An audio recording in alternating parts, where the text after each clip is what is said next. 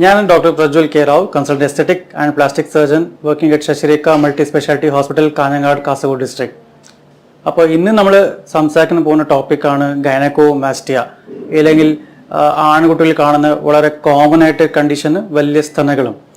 അപ്പോൾ യൂഷ്വലി ഈ ഗൈനക്കോമാസ്റ്റിയ പറഞ്ഞാൽ ആൺകുട്ടികൾ ഒരു 12-13 വയസ്സാകുമ്പോൾ ഒരു സാധാരണ ഒരു ഹോർമോണിന്റെ വ്യത്യാസം കൂടുതലായിട്ട് വരാറ് തുടങ്ങും.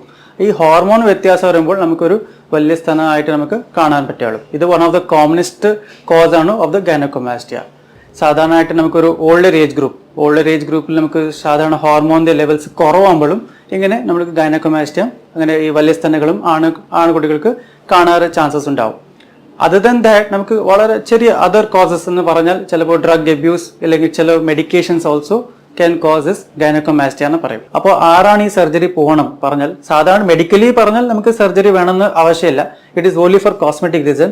ബട്ട് ഈ ഒരു 15 വയസ്സ് അല്ലെങ്കിൽ 12 വയസ്സ് കുട്ടിക്ക് ഒരു ഗൈനക്കോമാസ്റ്റിയ ആയിട്ട് വന്നാൽ നമുക്ക് സാധാരണയായിട്ട് സർജറി ചെയ്യാൻ വേണ്ടാന്ന് തന്നെ പറയും.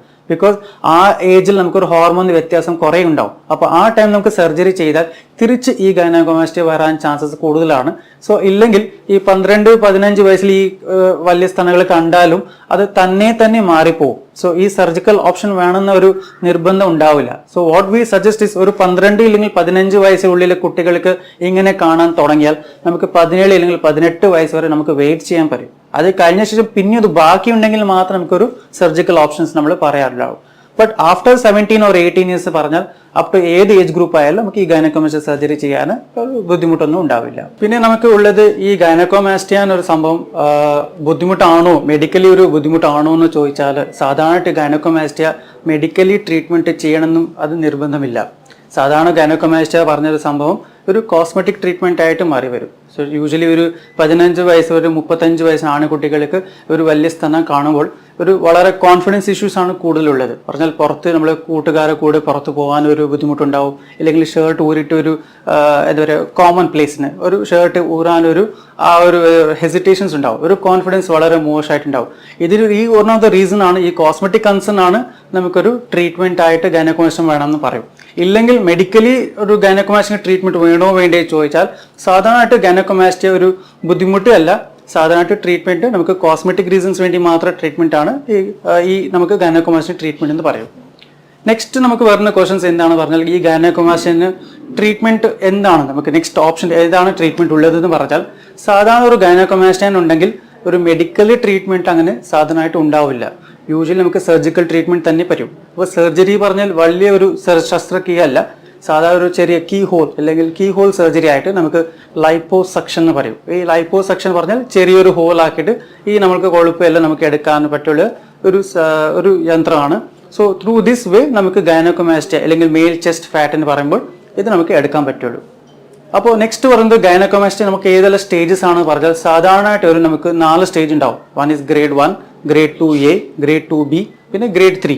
ഇത് നമുക്ക് സൈസും പിന്നെ അതിൻ്റെ ഒരു ക്വാണ്ടിറ്റി അനുസരിച്ച് നമുക്ക് ഗ്രേഡിംഗ് ആണ്. പിന്നെ ഒരു ഗൈനക്കോമാസ്റ്റിയ പറഞ്ഞാൽ സാധാരണ ഒരു മിക്സ്ചർ ഓഫ് 2 ഫാറ്റാണ്. ഒരു സോഫ്റ്റർ ഫാറ്റ് എന്ന് പറയും, സാധാരണ ഒരു ഫാറ്റ് ഉള്ള സോഫ്റ്റർ ഫാറ്റ് ഉണ്ടാവും. പിന്നെ ഒരു കട്ടിയുള്ള flat, that is called glandular tissue എന്ന് പറയും, ഒരു കട്ടിയുള്ള ഫ്ലാറ്റും അങ്ങനെ ഉണ്ടാവും. ഇപ്പോൾ ഇത് 2 കോമ്പിനേഷൻ ആയിട്ട് നമുക്ക് വലിയ സ്തനമായിട്ട് നമുക്ക് ആൺകുട്ടികളിൽ കാണാറുണ്ടാവും. സോ ഇതിന് നമുക്ക് നെക്സ്റ്റ് ഉള്ളത് എന്താ പറഞ്ഞാൽ, ഇതിന്റെ ട്രീറ്റ്മെന്റ് ഓപ്ഷൻസ് എന്ന് പറയുമ്പോൾ ലൈപ്പോസക്ഷൻ എന്ന് പറയും. ഇതിൽ കുറേ ടെക്നോളജി ഉണ്ട്. ലൈപ്പോസക്ഷൻ എന്ന് പറഞ്ഞാൽ ഒരു ജനറൽ ടേമാണ്, അതിന് കുറേ ടെക്നോളജീസ് ഉണ്ട്. ലൈപ്പോസക്ഷനിൽ പല വിധങ്ങളുണ്ട്. സോ ബേസിക്കലി നമുക്ക് ഫസ്റ്റ് ഒരു മെത്തേഡ് എന്ന് പറഞ്ഞാൽ സക്ഷൻ ബേസ്ഡ് ലൈപ്പോസക്ഷൻ പറയും. ഈ സക്ഷൻ ബേസ്ഡ് ലൈപ്പോസക്ഷൻ പറഞ്ഞാൽ വളരെ സിമ്പിൾ ആണ്. ചെറിയൊരു മുറിയാക്കിയിട്ട് അവിടെ നമുക്ക് വലിയൊരു കാനുലാസ് എന്ന് പറയും, ഒരു ചെറിയൊരു കോല് പോലെയാണ്. ആ കാനുലാസ് ഉള്ളിൽ വെച്ചിട്ട് ഈ ഫാറ്റ് എല്ലാം നമുക്ക് വലിച്ചെടുക്കും.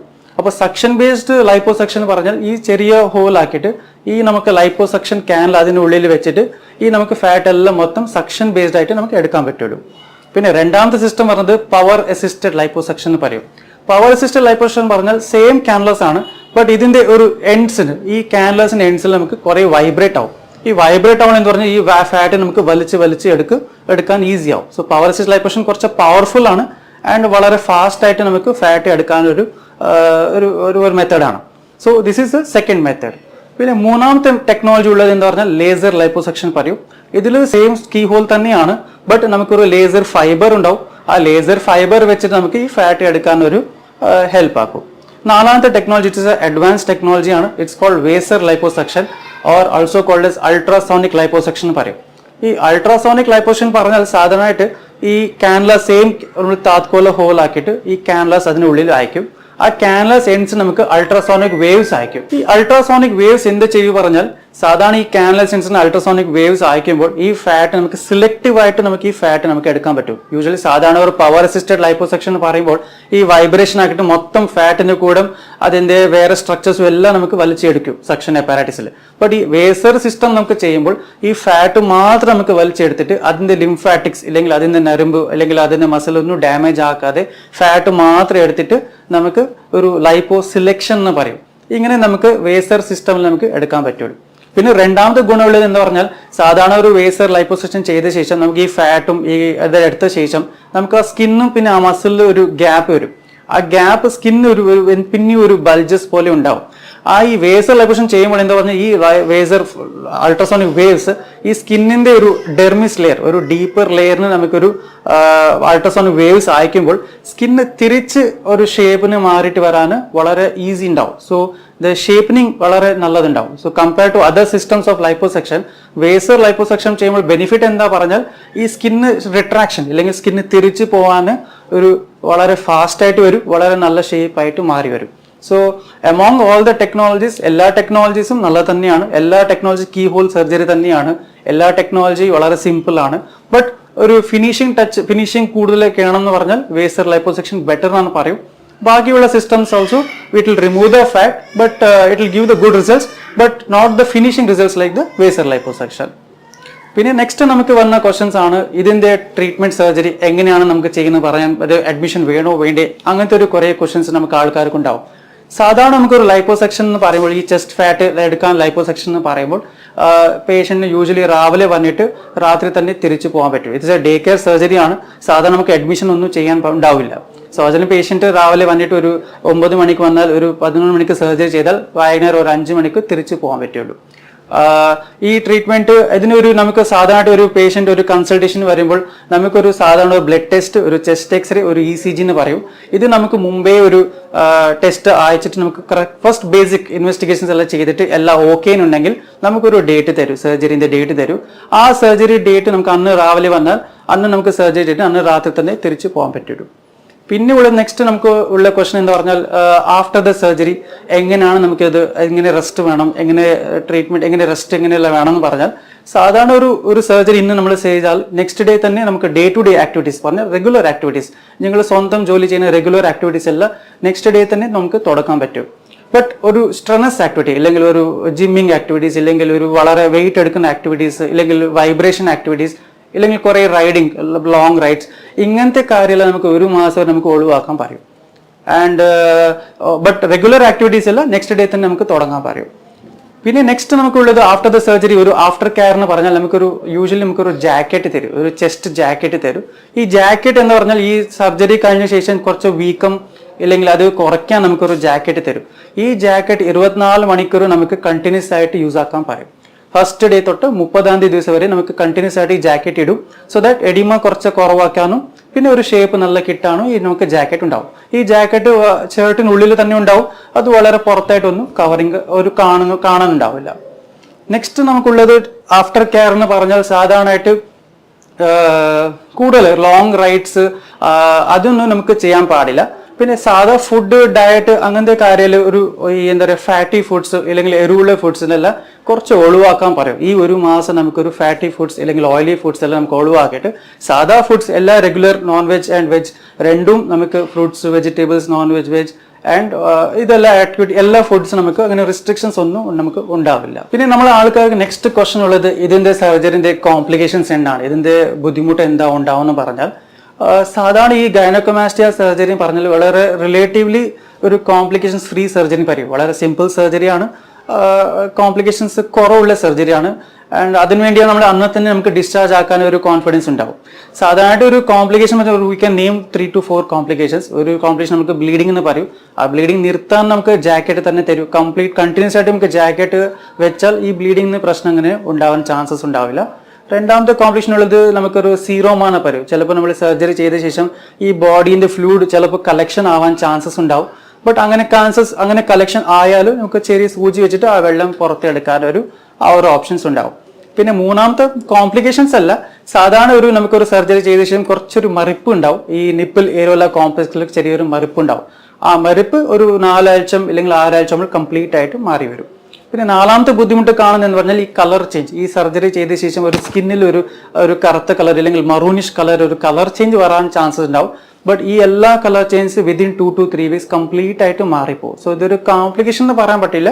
ഒരു സർജറി ചെയ്ത ശേഷം ഇങ്ങനെ വരാൻ ചാൻസസ് ഉണ്ടാവും. നമ്മൾ മുമ്പേ തന്നെ പേഷ്യന്റിന് പറഞ്ഞു വിടും. ഓക്കെ. പിന്നെ ഒരു ഡൗട്ട്സ് ആൾക്കാർക്കുള്ളത് പറഞ്ഞാൽ ഈ സർജറി പാടുകളായിട്ട് കാണുമോ, പുറത്ത് ആഫ്റ്റർ ദ സർജറി പാടുകൾ കാണുമോ ഇല്ല പറഞ്ഞാൽ സാധാരണയായിട്ട് നമുക്ക് ഈ സർജറി ചെയ്യുമ്പോൾ ചെറിയ ഹോൾ ഒരു റൈറ്റ് സൈഡ് ഒരു ലെഫ്റ്റ് സൈഡിൽ ചെറിയൊരു ഹോൾ ചെയ്യും. അത് നമുക്ക് ക്യാനല വിടും. പിന്നെ ഈ ഫാറ്റ് എല്ലാം മൊത്തം എടുക്കും. ഈ സോഫ്റ്റ്വെയർ ഫാറ്റ് പറഞ്ഞാൽ ഈ സാധാ ഫാറ്റ് നമുക്ക് അതിൽ എടുക്കും. പിന്നെ രണ്ടാമത്തെ നമുക്ക് കട്ടിയുള്ള ഫ്ലാറ്റ് ഉണ്ടാവും. ജസ്റ്റ് കോൾഡ് ഗ്ലാൻഡുലാർ ഫ്ലാറ്റ് പറയും. ഈ നിപ്പിൾ ഏരിയല്ല ഈ കറുത്ത സ്കിന്നില് അതിന് അടിഭാഗത്തിൽ ഈ കട്ടിയുള്ള ഗ്ലാൻഡ് ഉണ്ടാവും അല്ലെങ്കിൽ കട്ടിയുള്ള ഫാറ്റ് ഉണ്ടാവും. അത് എടുക്കാൻ ഈ സക്ഷൻ മെഷീനിൽ ഇത് പുറത്തു വരില്ല. അപ്പൊ നമ്മൾ എന്താ ചെയ്യുക, ഈ ഏരിയല്ല കറുത്ത സ്കിന്നിൽ ചെറിയൊരു ഹോൾ ആക്കിയിട്ട് ആ കട്ടിയുള്ള ഗ്ലാൻഡ് നമുക്ക് എടുക്കും. പിന്നെ അവിടെ ചെറിയൊരു ഉള്ളിൽ തന്നെ ആവിയാവുന്ന സ്റ്റിച്ചസ് നമുക്ക് അവിടെ ഇടാറുണ്ടാവും. സോ ഈ സ്റ്റിച്ചസ് ഒരു ഹിഡൻ ആവും. ബിക്കോസ് ഈ കറുത്ത സ്കിന്നിൽ തന്നെ ഉള്ളിൽ വരുമ്പോൾ ഇത് സ്കാറ് തിരിച്ച് പുറത്തായിട്ട് കാണില്ല. സോ പാടുകൾ പുറത്ത് കാണില്ല. സോ ഇനീഷ്യലി ഒരു മാസം കഴിഞ്ഞ ശേഷം ഒരു പാടുകളൊന്നും പുറത്ത് കാണാതെ പോലെ ഇത് സർജറിയാണ്. So it's a key hole surgery. പാടുകൾ പുറത്തൊന്നും കാണാതെ പോലെ ചെയ്യാൻ ഒരു സർജറിയാണ്. പിന്നെ ഉള്ളത് ഇതിന്റെ റിക്കവറി അല്ലെങ്കിൽ റിസൾട്ട്സ്. എപ്പോഴാണ് നമുക്ക് റിസൾട്ട്സ് എക്സ്പെക്ടേഷൻ ചെയ്യാൻ പറ്റുമെന്ന് പറഞ്ഞാൽ യൂഷ്വലി നമുക്ക് റിസൾട്ട്സ് പറഞ്ഞാൽ അന്ന് തന്നെ സർജറി ചെയ്ത ശേഷം തന്നെ നല്ല റിസൾട്ട്സ്, വളരെ നല്ല റിസൾട്ട്സ് ഉണ്ടാവും. വളരെ ഫുൾ ഫ്ലാറ്റ് ചെസ്റ്റ് ആയിട്ട് നമുക്ക് കിട്ടാറുണ്ടാവും. ബട്ട് ആഫ്റ്റർ ദ സർജറി ചിലപ്പോൾ നമ്മുടെ ബോഡിന്റെ ഒരു ക്രൈറ്റീരിയ ആണ് എന്ന് പറഞ്ഞാൽ ബോഡിന്റെ ഒരു വെള്ളം, ഒരു സ്കിന്നിന്റെ വെള്ളം അങ്ങനെ വരാറ് ചാൻസസ് ഉണ്ടാവും. ഈ സ്കിന്നിന്റെ വെള്ളം ഒരു 3 ദിവസം വരെ 7 ദിവസം വരെ ചിലപ്പോൾ വന്നാണ്ടാവും. സോ ഫോർ ദിസ് റീസൺ നമുക്കൊരു ജാക്കറ്റ് തരാറുണ്ടാവും. So final results number 80% of you results will be seen at the end of the ഒരു മാസം എൻഡിൽ തന്നെ 80% of you results will be there. And ഒരു 3 മാസം ആകുമ്പോൾ നമുക്ക് കംപ്ലീറ്റ് റിസൾട്ട്സ് എന്ന് പറയും. ഒരു മിക്കവാറും ഒരു കംപ്ലീറ്റ് ഷേപ്പ് എന്ന് പറയുമ്പോൾ 3 മാസം എന്ന് പറയും. പിന്നെ പുറത്തിന്റെ പാടുകൾ ഒരു ഇംപ്രൂവ്മെന്റ് എന്ന് പറഞ്ഞാൽ 6 മാസം ആകുമ്പോൾ കംപ്ലീറ്റ് റിസൾട്ട്സ് വരും. ബിക്കോസ് സാധാരണ ഒരു പാടുകൾ ഹീലിംഗ് എന്ന് പറയുമ്പോൾ 6 മാസം വരെ പിടിക്കും. But majority of the results, 80% of the results will be at the end of the 1 month. അത് കഴിഞ്ഞ ശേഷം ഒരു ഫിനിഷിംഗ് റിസൾട്ട്സ് എന്ന് പറയുമ്പോൾ ഒരു 3 മാസം വരെയും 6 മാസം ആകുമ്പോൾ നമുക്ക് കംപ്ലീറ്റ് റിസൾട്ട്സ് ആയിട്ട് നമുക്ക് പറയാൻ പറ്റുള്ളൂ. പിന്നെ സാധാരണ നമുക്ക് ആൾക്കാർക്ക് ഒരു ക്വസ്റ്റൻ ഉള്ളത് എന്ന് പറഞ്ഞാൽ ഇതിന്റെ ലൈപ്പോസക്ഷൻ ചെയ്ത ശേഷം എന്തായാലും ഒരു എന്താ പറയുക കോംപ്ലിക്കേഷൻസ് അല്ലെങ്കിൽ വേറെ രീതിയിൽ ബുദ്ധിമുട്ടാവാനുണ്ടോ, ലൈഫിന് ബുദ്ധിമുട്ടുണ്ടാവോ അങ്ങനെ എന്ന് പറഞ്ഞാൽ സാധാരണ ലൈപ്പോസക്ഷൻ എന്ന് പറയുമ്പോൾ വളരെ സിമ്പിൾ സർജറിയാണ്. നമുക്ക് ലിമിറ്റിൽ ചെയ്താൽ ഒരു എക്സ്പീരിയൻസ് ഡോക്ടർ ചെയ്യുമ്പോൾ അങ്ങനെയൊന്നും കോംപ്ലിക്കേഷൻസ് സാധാരണ കാണാനുണ്ടാവില്ല. പിന്നെ രണ്ടാമത്തെ ഉള്ളത് ഇത് നമുക്ക് എങ്ങനെയാണ് ചെയ്യുന്നത്, ലോക്കൽ അനസ്തേഷ്യ ആണോ ഇല്ലെങ്കിൽ വേറെ ഏത് ടൈപ്പ് ഓഫ് നമുക്ക് മരപ്പിക്കാൻ ചെയ്യാൻ പറ്റുമോ പറഞ്ഞാൽ സാധാരണ നമുക്കൊരു ഗ്രേഡിംഗ് ഓഫ് ഗൈനക്കോമാസ്റ്റിയ അനുസരിച്ച് നമുക്ക് ഡിസൈഡ് ചെയ്യും. സാധാരണ ഒരു ഗ്രേഡ് 1 ഗൈനക്കോമാസ്റ്റിയ ആണെങ്കിൽ പറഞ്ഞാൽ നമുക്ക് ജസ്റ്റ് ലോക്കൽ അനസ്തേഷ്യ പറഞ്ഞാൽ അവിടെ മാത്രം മരപ്പിച്ച് നമുക്ക് ഈ സർജറി ചെയ്യാൻ പറ്റുള്ളൂ. ഇല്ലെങ്കിൽ ഗ്രേഡ് 2A അങ്ങനെ രണ്ടാമത്തെ സ്റ്റേജിന് ഒരു ഗൈനക്കോമാസ്റ്റിയ ഉണ്ടെങ്കിൽ നമുക്ക് സെഡേഷൻ അനസ്തേഷ്യ വരും, അല്ലെങ്കിൽ IV അനസ്തേഷ്യ വരും. ചെറിയൊരു നമുക്ക് ഈ സൂചി കുത്തിട്ട് ഇവിടെ നിന്ന് കുറച്ച് വായു കൊടുത്തിട്ട് നമുക്ക് അനസ്തേഷ്യ കൊടുക്കാൻ പറ്റും. അപ്പൊ അങ്ങനെ മരപ്പിച്ച് നമുക്ക് സർജറി ചെയ്യാൻ പറ്റും. പിന്നെ രണ്ടാമത് ഗ്രേഡ് 2B അല്ലെങ്കിൽ ഗ്രേഡ് 3 കുറച്ച് ഹയർ സ്റ്റേജിൽ വരുമ്പോൾ നമുക്ക് ഫുൾ GI അനസ്തേഷ്യ പറഞ്ഞാൽ ജനറൽ അനസ്തേഷ്യ ഫുൾ ട്യൂബ് ഇട്ട് തന്നെ സർജറി ചെയ്യാൻ പറ്റുള്ളൂ. ബട്ട് ഏത് ടൈപ്പ് ഓഫ് അനസ്തേഷ്യ ആയാലും അന്ന് തന്നെ നമുക്ക് ഡിസ്ചാർജ് ആക്കാൻ പറ്റും. അതിലൊന്നും വലിയ ഡിഫറൻസ് ഒന്നും ഉണ്ടാവില്ല. സാധാരണ നിങ്ങൾ ഒരു എത്ര ടൈം നമുക്ക് സർജറി ടൈം എത്ര വേണം അത് അനുസരിച്ചിട്ടാണ് ഈ അനസ്തേഷ്യന്റെ കാര്യം നമുക്ക് ഡിസൈഡ് ആക്കാൻ പറ്റും. That will be decide by the anaesthetist doctor itself. പിന്നെയുള്ളത് ഈ ലൈപ്പോസക്ഷൻ, ഈ താത്കാലിക സർജറി എവിടേക്കെല്ലാം ചെയ്യാൻ പറ്റും, ജസ്റ്റ് ചെസ്റ്റ് ഫാറ്റ് മാത്രമാണോ ഇല്ലെങ്കിൽ വേറെ സ്ഥലത്തിൽ നമുക്ക് ചെയ്യാൻ പറ്റുമോ എന്ന് ചോദിച്ചാൽ സാധാരണ ഒരു ലൈപ്പോസക്ഷൻ എന്ന് പറഞ്ഞാൽ റിലേറ്റീവ്ലി നമുക്ക് കോമണസ്റ്റ് റീജൻ നമുക്ക് ലൈപ്പോസക്ഷൻ ചെയ്യുന്ന സ്ഥലം പറഞ്ഞാൽ ഒരു നെക്ക് റീജൻ. ഇവിടുത്തെ ഫാറ്റ് ഉണ്ടെങ്കിൽ നമുക്ക് ഈ വേസർ ലൈപ്പോസക്ഷൻ വളരെ ഈ സ്മൂത്ത് ആയിട്ട് ഒരു ചെസ്റ്റ് നെക്ക് കോൺട്രിങ് കിട്ടാൻ ചാൻസ് ഉണ്ടാവും. പിന്നെ രണ്ടാമത്തെ കോമണസ്റ്റ് പൊസിഷൻ ഇസ് ആംസ്. ഈ ഭാഗത്തിൽ ഫാറ്റ് കൂടുതലുണ്ടെങ്കിലും അവിടെ റീജിയനിൽ നമുക്ക് ഈ ലൈപ്പോസക്ഷൻ ചെയ്യാൻ പറ്റുള്ളൂ. പിന്നെ മൂന്നാമത്തുള്ള ചെസ്റ്റ് ഫാറ്റ് തന്നെയാണ്. നാലാമത്തെ നമുക്ക് അബ്ഡോമൻ ഫാറ്റ് അല്ലെങ്കിൽ വയറിന്റെ ഫാറ്റും വയറിന്റെ സൈഡ്സിന്റെ ഫാറ്റ് നമുക്ക് ഇതിൽ ചെയ്യാൻ പറ്റുള്ളൂ. അഞ്ചാമത്തെ റീസൺ നമുക്കുള്ളത് തൈസ് പറഞ്ഞാൽ കാലിന്റെ സൈഡ്സും അങ്ങനത്തെ ഫാറ്റ് ഉണ്ടെങ്കിലും എവിടെയെല്ലാം പുറത്ത് ഫാറ്റ് ഉള്ളതെല്ലാം നമുക്ക് ലൈപ്പോസക്ഷൻ വഴിയിൽ നമുക്ക് എടുക്കാൻ പറ്റുള്ളൂ. So basically liposuction is a വളരെ simple and key hole surgery ആണ് ആൻഡ് റിലേറ്റീവ്ലി സേഫർ സർജറി ആണ്. സോ ഐ ഹോപ്പ് നിങ്ങളെ ക്വയറീസ് എല്ലാം ഞാൻ കുറച്ച് ആൻസർ ചെയ്തിട്ടുണ്ട്. And one of gynaecomastia is one of the commonest സർജറിയാണ് നമ്മൾ ചെയ്യുന്നത്. ഒരു കോമണസ്റ്റ് സർജറിയാണ്, ഒരു കോമണസ്റ്റ് ബുദ്ധിമുട്ടുമാണ് ആൺകുട്ടികൾക്ക്. So I hope I have clarified all your doubts and queries. എന്തായാലും കൂടുതൽ ഡീറ്റെയിൽസ് വേണമെങ്കിലുണ്ടെങ്കിൽ you can call us in the description below and you can get your doubts clarified. Thank you so much.